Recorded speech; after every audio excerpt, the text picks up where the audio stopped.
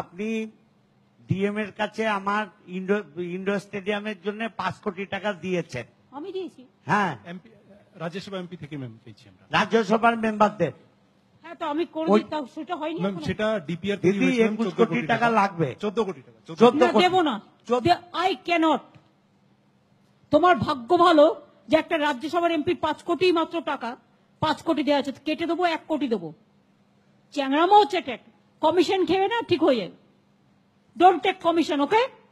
দিদি ওটা ডিএম এর কাছে 14 কোটি টাকা ডিএমই করুক আর যেই করুক, ডিপিআর যারা করে তারা ডিএম সাহেব বানিয়েছেন দিদি। ডিএম বানাবে 5 কোটির মধ্যে, ঠিক আছে?